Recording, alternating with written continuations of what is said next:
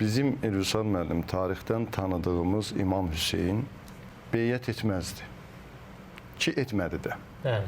Əgər İmam Hüseyin belə bir gediş etsəydi, təbii ki, bugün İslam dünyasının halı bugünkü vəziyyətindən daha betər olardı, deyərdim.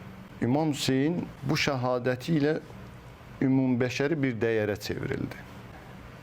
İmam Hüseyin siyasi olaraq qiymətləndirsəydi bu hadisəni, biz bilirik ki, Mədinədə məskunlaşmışdı.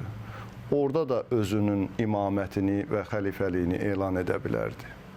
Daha sonra həcc ziyarəti üçün Məkkəyə gəldi. Orada da bunu edə bilərdi. Halbuki İmam Hüseyin bu mübarək məkanlarda bunu etmədən İraqa doğru, Kufəyə doğru hərəkət etməsi onu göstərir ki, məqsəd sadəcə siyasi bir məsələ olmaqdan çıxmışdı, siyasi deyildi. Əksinə, ona qarşı dindən sui istifadə edərək siyasi məqsədlərlə İmam Hüseynə qarşı belə bir faciənin törədilməsi sonraki tarixi proseslərdə özünü göstərdi ki, həqiqətən İmam Hüseynin bu hərəkatı haqq hərəkatı idi.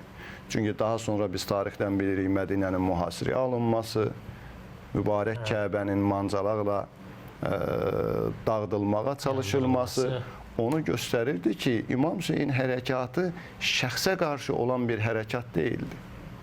O dövrdə İslam ümmətini idarə edən, dindən siyasi məqsədlər üçün istifadə edən bir qaraguruha qarşı çevrilmiş bir hərəkat idi. Və düşünürəm ki, İmam Hüseyin məhz ona görə İmam Hüseyin idi ki, öz əqidəsindən dönmədi.